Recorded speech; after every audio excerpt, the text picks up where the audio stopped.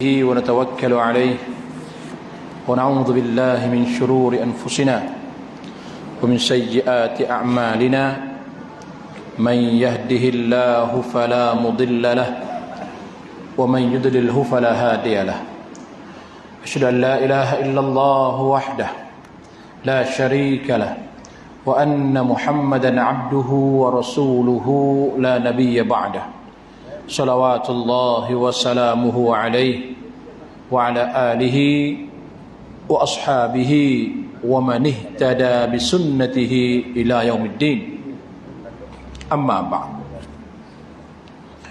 وقد قال الله تبارك وتعالى في كتابه الكريم أعوذ بالله من الشيطان الرجيم ومن أعرض عن ذكري فإن له معيشة ضنكا ونحشره يوم القيامة أعمى, yang bermaksud dan sesiapa yang berpaling daripada mengingati aku, maka baginya satu kehidupan yang sukar, yang sempit, dan kami akan bangkitkannya pada hari kiamat dalam keadaan dia buta. Surah Taha ayat 124.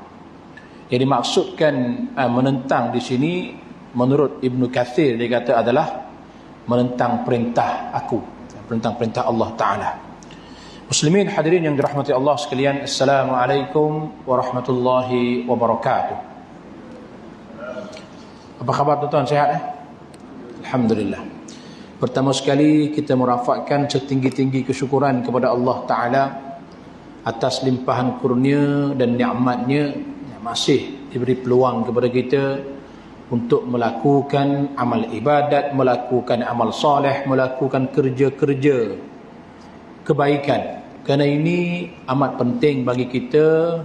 Bila mana kita ada lagi usia, Allah berikan lagi kesempatan. Sebenarnya Allah nak dengar lagi doa-doa kita, rintihan-rintihan daripada kita, permintaan kita, dia nak dengar benda tu. Kan, dia beri peluang kepada kita tu, kita guna benda tu untuk minta dengan dia. Dia Allah Ta'ala ni, dia mempunyai satu sifat yang mana suka mendengar akan permintaan hamba dia. Bila banyak kita minta dengan dia, dia lagi suka, kan?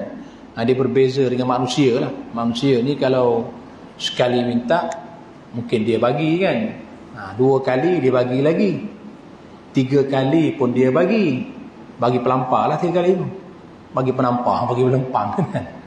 Maknanya manusia tak suka. Sekali minta, 2 kali minta, dia boleh lagi bagi. Tapi masuk kali ketiga, kali keempat, dia dah start, dia akan mula tak suka pada orang tersebut. Tapi Allah Ta'ala dia suka bila mana hamba dia minta dengan dia, berdoa dengan dia, selalu mengadu masalah-masalah yang dihadapi. Ini adalah satu kemuliaan yang cukup besar. Malah baginda sallallahu alaihi wasallam sendiri ketika mana balik daripada Taif, peristiwa Taif pada tahun ke-10 kenabian, baginda pergi ke Taif untuk nak berdakwah di sana, kan. Sampai dekat sana peristiwa yang menyedihkan berlaku dan baginda pulang ke kota Mekah semula dalam keadaan yang amat sedih, dan baginda pun merintih. Dalam doa tersebut dia merintih lebih kepada meluahkan isi hati kepada Allah Subhanahu wa taala. Ina sampaikan Allah hantar malaikat dan menaungi, yang mana malaikat bawa awan menaungi perjalanan Nabi sallallahu alaihi wasallam. So maknanya Allah Taala ni dia suka akan permintaan, akan doa, akan rintihan daripada hamba-hambanya yang selalu mendoakannya, ya.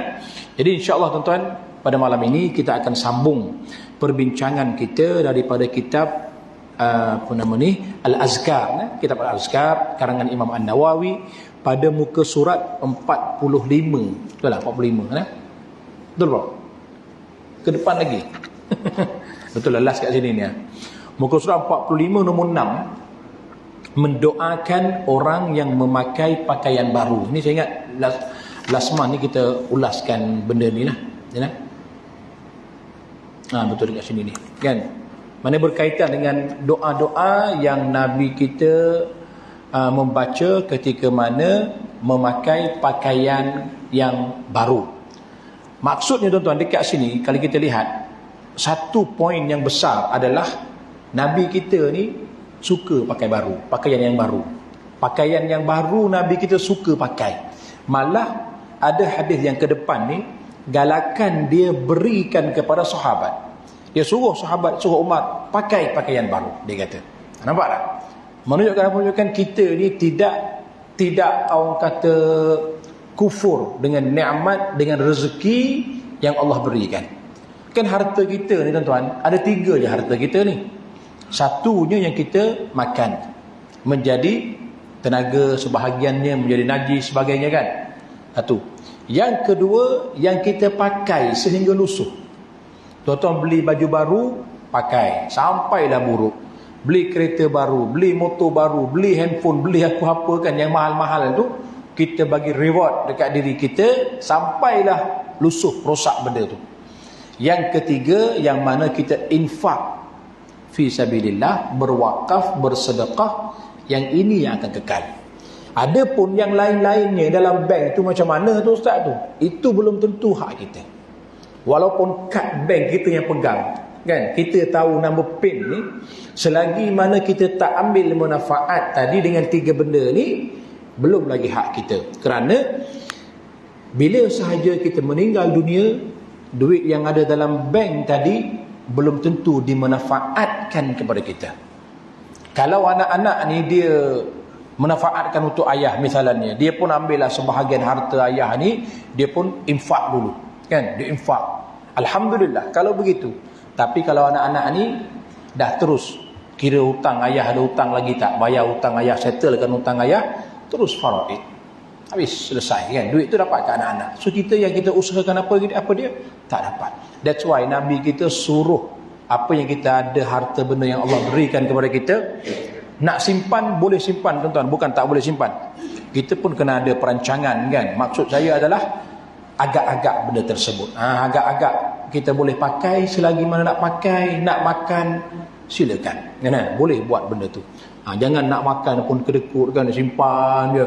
Bila nak makan ni, tunggulah nanti ni sampai satu masa. Ini amat merugikan kerana hidup kita ni adalah singkat dan kita tak tahu bila kita akan meninggalkan dunia kan, bila kita akan kembali kita tak tahu. Sebab syarat kepada kematian adalah kehidupan. Itu dia, syarat mati adalah hidup. Dia bukan syarat mati ni orang tua, tak. Syarat mati adalah hidup. So siapa yang hidup? Kita semua hidup. So kita akan mati anytime. So nikmat yang Allah berikan, gunakan balik untuk kebaikan. Untuk kebaikan, untuk kita nak dapat orang kata manfaat daripada benda itulah. So Nabi SAW sememangnya baginda suruh sahabat memakai pakaian yang baru. Begitu juga dengan kenderaan transport, baginda ada unta yang paling mahal, ada kuda yang bagus, ada pedang yang the best punya pedang masa tu. So kalau kita lihat dekat sini, baginda juga merupakan seorang yang ada standard dia kan. Bukan kata baju koyak, baju buruk je kita kena pakai sebab menunjukkan zuhud kan, bukan. Tak tuan-tuan.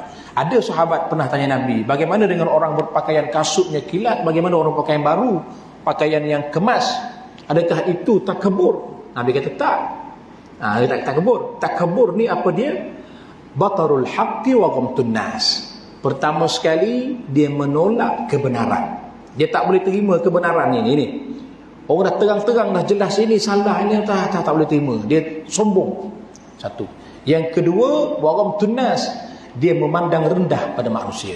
Dua benda ni lah yang kita kena jaga ni. Nak pakai kereta mewah, nak pakai motor ke, nak pakai apa-apa tuan-tuan, jaga dua benda ni, tak ada masalah. Ya? Itu dia. Jangan pandang rendah pada orang lah maksudnya kan. So Nabi SAW memang begitu ya. Kita lihat yang nombor 6 ni, mendoakan orang yang memakai pakaian baru. Jadi bersempena dengan kita belajar bab ni cantik sangat. Sebab banyak doa-doa yang Nabi kita orang kata ajarkan, tinggalkan kepada kita untuk kita guna semasa mana nak memakai pakaian baru, bagaimana kaedah dia, bagaimana bila kita dapat tahu orang ni pakai baru. Orang yang sahabat kita lah ada pakaian baru yang mahal, kita nak ucapkan apa untuk dia. Baik, kami riwayatkan di dalam Sahih Al-Bukhari daripada Ummu Khalid binti Khalid radhiyallahu anha, dia berkata, atiya Rasulullah sallallahu alaihi wasallam bi thiyabin fiha khamisah sauda, qala man tarawna naksuha hadhihi al-khamisah, fasakata al-qawm, faqala ituni bi ummi Khalid, fautiya bi an-nabi sallallahu alaihi wasallam fa'albasaniha bi yadihi wa qala abli wa akhliki marratain. Maksudnya Rasulullah sallallahu alaihi wasallam mendapat hadiah sehelai pakaian jubah daripada sutera berwarna hitam. Baginda sallallahu alaihi wasallam bersabda, siapa menurut pendapat kamu yang kita berikan pakaian ini? Semuanya diam. Baginda sallallahu alaihi wasallam bersabda, panggillah Ummu Khalid. Ummu ni menunjukkan nama orang wanita. Pakaian sutera Nabi tak pakai, yang haram bagi kita orang lelaki lah. Satu lagi tuan-tuan, orang Arab ni dia menjadi kebiasaannya bila mana dia memberi laqab ni makna gelaran kepada seseorang tersebut. Contohnya, dia tak panggil nama tapi dia panggil gelaran sama ada gelaran anak kepada dia ni ataupun bapa kepada dia ni. Contoh kan, tuan-tuan ada anak tuan-tuan nama Muhammad, anak tuan-tuan nama Muhammad. Jadi tuan-tuan ni dia tak panggil nama, dia panggil gelaran Abu Muhammad. Dia macam tu. Kan, kalau kita ada anak perempuan kita nama apa? Nama Aisyah, dia panggil Abu Aisyah. Ataupun kalau isteri kita Ummu Aisyah, dia panggil mak kepada Aisyah. Ataupun kita pula bin kita ni ialah Muhammad, kan? Bin kita Muhammad, dia panggil nama apa? Ibnu Muhammad. Gelaran tu Ibnu Muhammad. So tuan-tuan kena cari nama special sikit kan. Itu dia. Nama tu nama yang lazimnya orang Arab menggunakan nama tersebut. Sama dengan ni lah, Ummu Khalid. Maknanya mak kepada Khalid. Panggil mak kepada Khalid mari sini. Nabi kita sallallahu alaihi wasallam sendiri pun ada gelaran dia Abul Qasim. Nabi kita Umar pun ada gelaran dia. Maknanya semua sahabat-sahabat ni ada belaka. Dan majoriti yang kita kenal sahabat tu pun nama gelaran dia pun Imam Syafi'i, kan? Bukan nama dia tu. Imam Syafi'i, nama dia lain. Imam Ahmad bin Hanbal sebagainya, semua nama gelaran belaka. Baik, maka aku pun datangkan di hadapan Nabi dan baginda memakaikan jubah tersebut dengan tangan baginda sendiri dan bersabda, pakailah sehingga esok sebanyak 2 kali. Nampak tuan-tuan? Baginda pakai baju tadi hadiah daripada orang beri, tapi kain sutera. Baginda panggil Ummu Khalid untuk diberikan kepada Ummu Khalid memakainya. Dan baginda pesan apa? Pakai sehingga besok sebanyak 2 kali. Kalau kita lihat hadis-hadis begini ni, kita boleh dapat poin-poin yang besar. Di antaranya kita boleh tahu bahawa zaman hari tu pun dah ada dah pakaian yang bagus ni. Kan, pakaian yang hebat-hebat yang bagus ni dah ada. Bukan zaman kita saja. Kalau kita kata pakaian kita ni mungkin RM30, RM40 kan, ataupun RM80, RM100. Zaman hari tu dah ada dah RM1,500, RM600 pun dah ada nilai dia. Mungkin harga tu beza lah, tapi nilai dia lebih kurang sekarang dah macam tu, kan? So tuan-tuan ada duit, ada apa, gunakan. Gunakan untuk pakaian kita, especially kalau hari Jumaat. Nabi dia ada jubah khas hari Jumaat dan hari Aidul Fitri, Aidul Adha. Nabi ada jubah pakaian khas yang diguna pakai pada hari tersebut. So kita pun belilah, kan? Jangan jubah buruk je, sayang duit tu lah. Almari ni penuh baju-baju lama simpan. Jangan tuan-tuan bagi orang. Yang lama-lama ni kumpul-kumpul setahun sekali bagi orang. Kita pakai setahun sekali cukup. Kadang-kadang baju ni berapa tahun ni ingat baju ni dah 5 tahun 10 tahun pun ada tuan-tuan. Bukan tak ada. Cuba balik rumah malam ni cek masing-masing, tengok dalam almari kan. Kadang baju ni masa bujang lagi ada. Masya Allah, kan. Isteri orang perempuan lagi lah. Saya terlalu besar pada isteri saya. 2-3 almari baju-baju zaman bujang. Saya kata bagilah kat orang lain. Oh tak nak bagi anak. Anak besar sekarang nak pakai ke baju macam tu kan? Tak mahu dia kan. Kita pula pergi ke Mekah selalu, keluar negara selalu, pergi ke sana ke sini. Dah sekali balik 2-3 helai lebih kat anak-anak. So dia orang tak akan pakai lah kan. Dia fikir balik. Mungkin anak-anak pun anggap zaman ibu, zaman 80-an, 70-an nak pakai sekarang. Memang tak lah kan. Tapi tuan-tuan jangan risau, kerana rezeki yang Allah berikan kepada kita tu bukan berbentuk terus baju macam tu, tak. Rezeki anak-anak kita, pakaian anak-anak kita Allah berikan melalui kita. Melalui apa dia? Pendapatan kita lah. Income kita dapat ni kan rezeki untuk anak-anak kita kan. Jadi melalui situ. Jadi kita belilah untuk anak kita pakaian yang bagus-bagus, yang sesuai, yang menutup aurat, yang mana dia suka dan sebagainya. Itu pun merupakan satu sunnah Nabi SAW. Apa-apalah kita nak pakai, dompet kita, post bag kita, kereta, motosikal, apa semua kan, basikal ke, kita minat, jalan je tuan-tuan. Mampu, minat, jalan saja. Sebab rezeki ini Allah berikan bukan semua orang. Terpilihlah tu kan kalau dapat tu. Baik. Kami riwayatkan dalam sebuah Sunan Ibnu Majah dan kitab Ibnu Sunni daripada Ibnu Umar radhiyallahu anhu. Ibnu Umar ni anak kepada Umar, Abdullah bin Umar. Di antara seorang Abdullah yang hebat ketika itu. Dia ada 4 orang Abdullah ni. Abdullah ada 4 orang muda yang sangat-sangat hebat. Abdullah bin Umar, Abdullah bin Abbas, Abdullah bin Zubair, Abdullah bin Amr bin Al-As. 4 orang Abdullah ni yang muda dan dia sangat-sangat hebat pada zaman Nabi SAW. Termasuklah ni anak kepada Umar Al-Khattab ni, nama dia Abdullah bin Umar. Sebab tu dinamakan dekat sini dipanggil sebagai Ibnu Umar. Maknanya siapa dia tu? Anak kepada Umar. Anna Nabi sallallahu alaihi wasallam ra'a ala Umar radhiyallahu an thawban faqala ajadidun hadha am ghasil, faqala bal ghasil, faqala ilbas jadidan wa ish hamidan wa mut shahidan. Ini ayat dia ni kan. Ni bahasa Arab ni sedap tuan-tuan. Kalau kita mahir kan belajar bahasa Arab, tuan-tuan boleh belajar. Saya ingat mungkin surau ada buat kelas bahasa Arab, komunikasi ringkas kan, untuk fahamkan ayat Al-Quran atau hadis-hadis yang ringkas tu sangat-sangat bagus lah. Maknanya Nabi SAW melihat Umar radhiyallahu an memakai pakaian. Beliau bertanya, baju baru atau baju dicuci?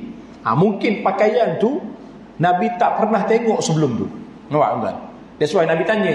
Kan, kalau Nabi dah tengok tak tanyalah kan. Ini Nabi tak pernah tengok Umar pakai. Nabi tanya dia, ini baju baru ke baju yang dah pakai ini wahai Umar? Dia menjawab, baju dicuci ya Rasulullah. Maka bagi dia bersabda apa?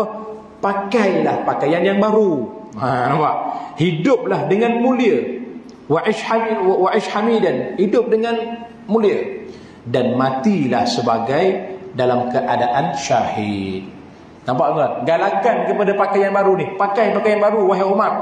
Hidup dalam keadaan yang mulia. Mulia ni maknanya jangan merendahkan diri kita sampai ke tahap yang memalukan. Yang boleh aib kita ni orang pandang serong. Jangan. Ini ada sekarang ni tuan-tuan ni, orang buat benda ni. Tujuannya apa? Marketing. Sampai dia buat benda yang gila, benda yang bodoh, yang tak masuk akal. Bila kita tanya kenapa ni? Saya sebenarnya marketingnya tu. Masya Allah. Apatah lagi benda tersebut merupakan maksiat. Ada orang buat sekarang. Sebab dalam sistem pembelajaran yang diajar oleh ramai sifu-sifu kan, dia ajar satu nama dia ialah bad marketing. Bad marketing ni dia buat benda yang buruk. Kadang-kadang cerita tu dia buat. Dia buat pergaduhan di sebuah kawasan kan, pergaduhan, berlaku pergaduhan. Rupa-rupanya dia nak viralkan tempat tu rupa-rupanya. Nampak tak? Dia bad marketing. Biasanya orang review kan, datanglah ke sini, tempat cantik, nak ambil gambar, nak bawa family. Orang biasa macam tu dah biasa dah. Tapi dia makan bad review adalah dia burukkan tempat tu dengan benda yang kotor, bergaduh, buat maksiat, polis datang sebagainya. Rupanya marketing. Nampak? Ini kena faham ni. Maknanya hidup dalam keadaan yang mulia. Betul lah kita nak buat marketing ni pun betul lah marketing kan, tapi jangan sampai menghina diri kita. Menghina diri kita dengan statement yang bodoh, dengan statement yang boleh orang membenci kita lah, pendek katakan. Percakapan kita, perbuatan kita tu orang tengok benda lah kan, orang kutuk, orang keji, tuan-tuan. Maknanya dia akan menjatuhkan maruah kita. Seorang Muslim, dia ada standard dia ada level dia. Marketing is marketing, tak apa, nak buat marketing buat. Ramai pun orang buat marketing, tapi jangan sampai menjatuhkan maruah diri. Wa ish hamidan, hidup dengan mulia. Wa mut syahidan, dan matilah dalam keadaan yang syahid. Maknanya Nabi suruh Umar ni pakai pakaian baru. Bukan maksudnya lepas sehelai buang beli baru, bukan. Maksudnya pakaian yang elok kan. Kalau ada peluang mampu, silakan. Tuan-tuan cek lah, balik nanti kena cek. Almari tu berapa lama dah tak beli baju ni. Baju butang dah habis dah. 4 kali masuk butang, hilang lagi butang kali kelima, baju tu bagi kat orang lah tuan-tuan. Dulu tahun masa zaman Covid 2021 kan, masa zaman tu zaman PKP lagi, saya ingat banjir besar berlaku di Pahang. Saya antara orang yang hantar bantuan. Saya kumpulkan barang-barang orang nak bagi sedekah ni dekat rumah saya lah, dekat Jalan Impian. Penuh tuan-tuan, lori 3 tan. Saya pakai lori 3 tan hari tu nak hantar bantuan ke Pahang. Masa saya tengok barang-barang di depan rumah saya, 90% adalah pakaian. Nampak? Pakaian. Apa tandanya tu? Maknanya mungkin dah lama dia orang simpan kat rumah kan, tak tahu nak buang sayang ni. Pakaian, kalau pakaian tu elok, bukanlah baru, elok kan, maknanya tak ada masalah.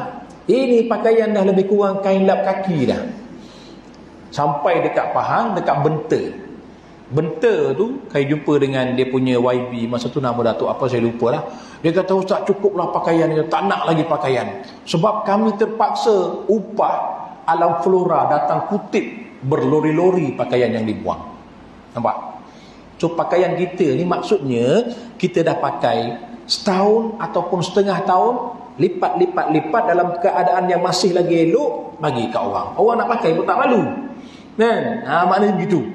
Ini baju kita pun dah lusuh dah, warna pun dah pudar dah tuan-tuan. Sini dah ada bintik-bintik tai lalat dah, baru nak bagi orang. Orang tengok pun tak nak pakai kan. Last sekali gulung-gulung buat reban ayam, masuk dalam reban ayam buat bertelur itu. Jadi tak ada manfaat. Kita nak kita pakai manfaat setahun atau 5-6 bulan dah ada manfaat kat kita, bagi orang lain kau pakai.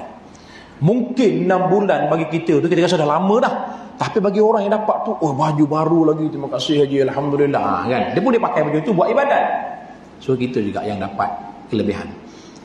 So begitu maksud Nabi SAW. Dan ish hamidah ni maknanya hidup dalam keadaan yang mulia, maknanya jaga kehormatan diri kita, jangan sampai merendahkan martabat ataupun kita punya aib kita. Jangan sampai macam sedemikianlah. Dan kita minta dengan Allah supaya Allah tutupkan aib kita. Kerana kita ni tuan-tuan, Allah masih menutup aib kita. Dan jangan kesalahan-kesalahan minta dengan Allah, ya Allah tutupkan aib aku ya Allah. Malu. Sebab banyak kesalahan kita buat. Kalau Allah tak tutup aib kita ni, tak ada siapa berani bercakap. Nak bercakap agama tak ada. Sebab dia ada kelemahan, dia ada kesalahan. Kan kita pun tak berani cakap. Kan dia dengan live lagi 2-3 kamera ni, Metro ni, berita harian lah contoh. Tak berani nak cakap. Sebab kita pun ada kesalahan kita buat. Tapi bila mana minta Allah tutupkan aib kita, mudah-mudahan itulah yang kita doakan. Itu yang kita kena jaga. Dan kita pula jangan dedahkan aib orang. Ni perbuatan yang dilarang lah. Dan Nabi suruh Umar ni mut syahidan, maknanya mati dalam keadaan syahid, bercita-cita sedemikian. Kita pun bercita-cita tuan-tuan, mati syahid kan. Minta dengan Allah supaya kita ni, ya Allah matikanlah aku dalam keadaan mati syahid ya Allah. Bercita-cita untuk mati dalam keadaan sedemikian. Baik. Dan berikutnya kami riwayatkan dalam Sunan Ibnu Majah dari kitab Ibnu Sunni daripada Umar Ahli dan macam tadi nombor 7 lah. Cara memakai pakaian dan kasut serta membukanya. Disunatkan dalam memakai pakaian, kalau kita lihat dekat bawah nota kaki, Tuan-tuan ada tak nota kaki tu? Tak jumpa, bro? Ada jumpa tak, bro? Ada? Ke versi lain kan? Ada? Tak jumpa kitab ni? Muka surat 46. Oh, lain. Okay. Tapi ada huraian dia tak bawah, ada? Dimasukkan, disunatkan di sini bermula dengan memasukkan tangan kanan dalam lubang tangan pakaian dan masukkan kaki kiri dalam lubang seluar dan semasa membuka kasut. Dikatakan kat sini disunatkan dalam memakai pakaian, kasut, seluar dan sebagainya untuk memulakan dengan sebelah kanan dari kedua lubang pakaian dan seluar. Maknanya kita disunatkan pakai pakaian sebelah kanan dulu. Kalau baju, nak pakai baju ni, masukkan tangan ke sebelah kanan terlebih dahulu. Seluar pun sama juga. Sementara membukanya dimulakan dengan sebelah kiri. Ni kan? Detail tuan-tuan, detail. Masya Allah. Memang sangat-sangat tak tertinggal lah. Apa yang ditinggalkan Nabi SAW memang untuk kita ni khazanah ilmu yang sangat-sangat detail. Kalau kita tak duduk dalam majlis ni, kita tak baca kitab ni, kita tak tahu benda ni. Kan, sampaikan nak pakai baju pun Nabi ajar kan. Tak ada benda lain yang lebih penting. Maksudnya benda penting ni dah habis dah Nabi ajar. Sampaikan benda yang sunnah-sunnah yang kecil-kecil tu pun Nabi ajar kita. Maknanya sangat-sangat detail. Sangat-sangat detail. Kemudian sebelah kanan demikian juga apabila memakai celak, bersiwak, memotong kuku, mencukur misai, mencabut bulu ketiak, bulu rambut, mengucapkan salam dan solat, masuk masjid, keluar dari bilik air, daripada wudu, mandi, makan, minum, berjabat tangan, mengucup hajar aswad, menerima sesuatu daripada orang lain dan menyerahkannya dan sebagainya. Semua itu dilakukan dengan mendahulukan tangan kanan dan kembalikannya dengan sebelah kiri. Nampak tuan? Makan ni dah tentu dah. Dalam hadis yang lain Nabi sebut jangan makan sebelah kiri, kan? Jangan makan sebelah kiri kerana syaitan dia memakan di sebelah kiri menggunakan tangan kiri. So kita ni kalau ada yang jenis kidal, ada orang kidal kan, usahakan supaya makan ke sebelah kanan. Makan menggunakan tangan kanan. Dia boleh usahakan. Maknanya dia kidal ni bermula daripada terbiasa buat kiri, menulis kiri kan. Terbiasa. Sampaikan kanan ni tak function. Bila kata kenapa tu? Saya kidal, tak, saya kidal. Okey, kidal tak apalah. Kalau bab menulis, bab apa kita tak kompromi. Tapi kalau bab makan, bab nak pakaian ni, cuba usaha ke sebelah kanan. Okey. Nabi sebut dalam hadis, fa inna syaitana ya'kulu wa yashrabu bishimali. Hadis dia. Sesungguhnya syaitan dia makan dan minum menggunakan tangan kiri. Menggunakan tangan kiri. Syaitan ni suka minum tangan kiri lah. So kita sebagai Muslim nak mengasingkan daripada dia, nak membezakan dengan syaitan, gunalah tangan kanan. Dan bacakan dengan bismillah. Nabi sebut dekat sini banyak ni, nak cabut bulu rambut, nak cukur misai, nak masuk ke tandas, nak keluar tandas, masuk masjid, keluar masjid, berwuduk pun sama, mendahulukan tangan kanan. Mandi pun sama, mandi sunat ke mandi wajib pun sama, makan pun sama, minum, berjabat tangan, mengusap hajar aswad. Apa nama dia, hajar aswad dekat Mekah tu, dekat Masjidil Haram pun sama juga menggunakan tangan kanan. Kemudian nak menyerahkan hadiah, nak menerima hadiah pun tangan kanan. Nak kita ni sebagai orang yang menyerah, serahkan tangan kanan. Jangan pakai tangan kiri, jangan. Pakai tangan kanan. Orang nak menerima, kalau kita sebagai penerima pula, terima tangan kanan. Mana terima tangan kanan. Jangan menggunakan tangan kiri. Nombor 51 berikutnya, kami meriwayatkan dalam Sahih Al-Bukhari dan Sahih Muslim daripada Aisyah radhiyallahu anha, beliau berkata, kana Rasulullah sallallahu alaihi wasallam yu'jibuhu tayammunu fi sya'nihi kullihi fi tuhurihi wa tarajjulihi wa tana'ulihi. Artinya Rasulullah sallallahu alaihi wasallam mendahulukan sebelah kanan dalam segala urusannya, dalam membersihkan dirinya, berjalan dan memakai kasut. Memakai kasut. Bagi dia sallallahu alaihi wasallam amat menitik berat benda ni. Kalau tuan-tuan tengok dalam kitab Syama'ilun Nabi, Syama'il Muhammadiyah, kitab ini menceritakan perihal kesempurnaan akhlak Nabi, kan? Nabi ini rambut dia panjang sampai ke paras bahu. Paling panjang sampai ke paras bahu. Ada yang riwayat lain sampai ke cuping telinga, dan di bawah daripada cuping telinga sikit sampai ke paras bahu. Tuan-tuan kalau ada peluang simpan rambut panjang-panjang macam tu kan. Saya tak boleh, nanti orang kata ustaz rock mana. Kalau makmum rock tak apa. Ustaz tak boleh, kalau ustaz rock pula. Tapi sunnah Nabi sampai ke bawah bahu. Tapi mesti rapi. Mesti bersih, mesti rapi. Jangan panjang ada kutu, kacau tuan-tuan. Gabu-gabu sebelah kena dekat makmum sebelah, bawa balik satu keluarga dia kena kutu. Ataupun berbuah-buah bunga tu, dah macam musim durian pula, buah dah pula. Jangan hapak kepala ni. Rambut Nabi panjang tetapi rapi dan bersih. Kita pun nak simpan janggut, sama je janggut misai pun sama juga kan. Ada orang simpan janggut panjang sangat tak rapi pun bukan sunnah. Ini bukan sunnah. Nabi ni adalah sangat mementingkan kebersihan. Kadang misai panjang sangat, Nabi suruh nipiskan misai. Janggut panjangkan, misai nipiskan. Ada orang misai pun panjang kan, masuk cecah ke mulut dah. Kalau makan mi itu merah separuh sebab sos kena kat sini kan. Atas ni putih lah atau hitam, bawah ni merah sebab makan mi. Langsung bersihkan. Nak simpan janggut panjang, nak simpan misai pun bersihkan. Yang penting benda tu rapi, terurus kan. Walaupun putih tuan-tuan, walaupun dah janggut putih kan, rapi kan, bersih kan. Okey.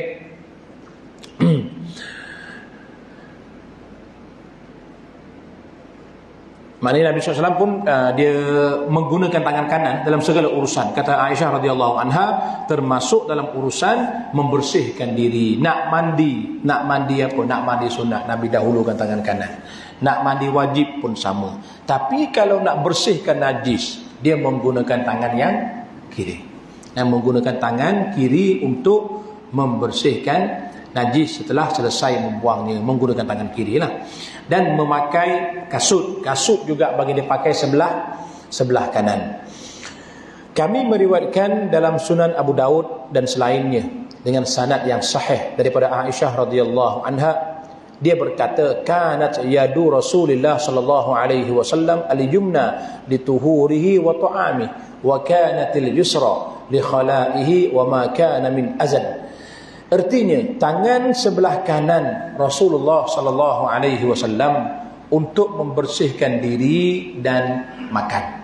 Bersihkan diri, mandilah, mandi dan nak ambil wuduk, menggunakan tangan kanan dulu, mendahulukan anggota kanan. Tangan kanan baginda sallallahu alaihi wasallam.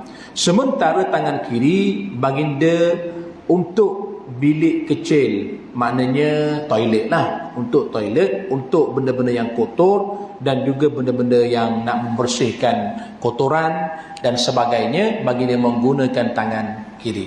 Ini saya sebutkan tadilah, maknanya baginda buat begitu. Dan kita ni ada sebab-sebab untuk dibuat sedemikian kan. Kita kena buat sedemikian. Misalnya kuku pun nak potong tangan kanan dulu. Bersihkan kuku kita, jangan panjang nanti apa.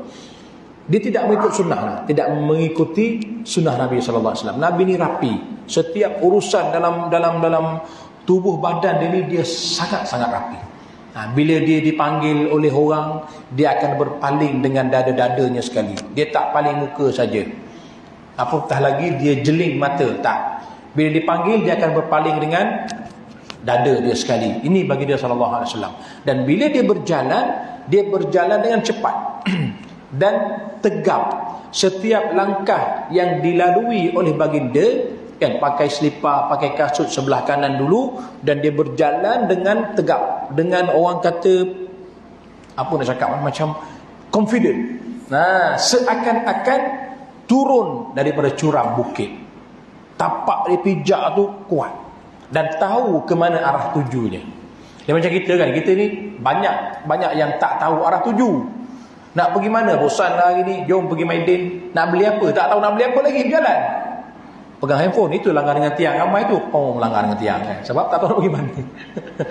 Kadang suka pun pegang handphone, lepas tu masuk longkang sebagainya. Macam-macam. Ini masalah kita. Sebab tak tahu nak pergi mana.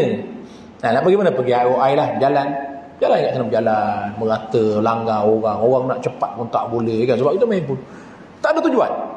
Terpijak tu kadang-kadang terseliuh, kaki ni boleh terjatuh sebab terseliuh, tak kuat pijakan kita. Tidak pada Nabi SAW. Dia pijak tu dengan kuat, dengan confident, dan dia berjalan tahu nak pergi mana. Kita nampak dia tu macam sedikit tunduk dan berjalan dengan confident, seakan-akan menurun bukit, kata ulama hadis, seakan-akan dia turun daripada bukit dan nak pergi ke satu tempat yang dituju, ya. Baik, so dekat sini jelas tuan-tuan, maknanya tangan kanan untuk benda-benda kebaikan, nak bersihkan diri dan juga untuk makan, dan juga untuk menerima hadiah, memberi hadiah, nak pakai pakaian, nak cukur rambut, cukur misai, gunakan sebelah kanan dulu. Nah kan, misai itu cukur sebelah kanan dulu, barulah sebelah kiri. Tapi cukur bagi habis teruslah. Jangan kanan separuh, pergi surau dulu, balik cukur separuh lagi, kacau. Jangan tuan. Orang tengok pahal pula ni kan. Ya, baik, kita berikutnya 53. Kami meriwayatkan dalam Sunan Abu Daud dan Sunan Al-Baihaqi daripada Hafsah radhiyallahu an, anna Rasulullah sallallahu alaihi wasallam kana yaj'alu yaminahu li ta'amihi wa syarabihi wa thiyabihi wa yaj'alu yasarahu lima siwa zalik. Artinya Rasulullah sallallahu alaihi wasallam daripada Hafsah radhiyallahu anha, ini pun isteri Nabi juga. Hafsah radhiyallahu anha meriwayatkan daripada bahawa Nabi sallallahu alaihi wasallam menggunakan tangan kanannya untuk makan. Kerana isteri Nabi ni lebih layak untuk bercerita sebab dia makan di rumah isteri-isteri dia kan. Tadi pun Aisyah dah cerita dah. Ini isteri Nabi juga seorang lagi pun cerita benda yang sama, menggunakan tangan kanan untuk makan dan juga minum dan memakai pakaian, sedangkan tangan kiri baginda digunakan untuk selain itu, selain daripada nak gunakan hal-hal yang lain lah, nak bersihkan najis dan sebagainya. Jadi hadis tu hadis sama dengan tadi lah. Nombor 54, kami juga meriwayatkan daripada Abu Hurairah radhiyallahu an, daripada Nabi sallallahu alaihi wasallam bersabda, idza labistum wa idza tawadda'tum fabda'u biyaminikum bimayaminikum. Maksudnya apabila kamu memakai pakaian atau berwudu, maka mulakanlah dengan tangan kanan, ya. Hadis ini dinilai hasan, diriwayatkan oleh Abu Daud, Tirmizi, Abu Abdullah Muhammad bin Yazid. Baik, jadi tuan, hadis ini sama saja huraian yang saya huraikan tadi, berkaitan dengan kepentingan kita untuk memulakan tangan kanan dalam urusan makanan, membersihkan diri kan, menerima hadiah, memberi hadiah, berjabat tangan, ataupun apa lagi sini, berwudu, kemudian mengusap hajar aswad, mencukur, nak mencabut bulu ketiak, nak mencukur bulu ketiak pun mulakan dengan kanan dulu. Apabila selesai tangan kanan, barulah kita pergi ke kiri. Dan tangan baginda SAW, dia sentiasa menggunakan untuk kebaikan. Tangan kanan, nak makan, nak buat apa-apa, nak jabat tangan dengan orang pun tangan kanan. Tangan kiri adalah untuk benda-benda yang kotoran, benda-benda yang selain daripada benda tangan kanan tadilah. Berikutnya, bab ke-8 ni, zikir ketika menanggalkan pakaian, ya. Nak buka baju ni, bagaimana zikirnya? Kami meriwayatkan dalam kitab Ibnu Sunni daripada Anas radhiyallahu an, dia berkata Rasulullah sallallahu alaihi wasallam bersabda, sitru ma baina a'yunil jin wa awrati bani adam ay yaqula ar-rajul muslim idza arada an yatraha thiyabahu bismillahilladzi la ilaha illa hu. Dah isyarah. Baik, kita bagi sikit masa boleh? 2 minit seminit habiskan ni. Tabir di antara penglihatan jin dan aurat anak Adam ialah ketika seseorang hendak menanggalkan pakaiannya dengan mengucapkan Bismillahilladzi la ilaha illa huwa, dengan nama Allah yang tiada Tuhan kecuali Dia. Ni doa ni yang dibacakan ketika nak buka pakaian supaya makhluk jin tidak mengintai kita. Suami kat luar lah misalnya kan, ataupun isteri kat luar, suami nak buka baju, baca doa ni supaya jin tidak nampak kita membuka pakaian dan tidak mendedahkan aurat kita kepada jin. Kita akan sambung pada kuliah yang akan datang insya-Allah. Aqulu qauli hadza wa astaghfirullahal azim li wa lakum wa barakallahu fikum. Wassalamu alaikum warahmatullahi wabarakatuh.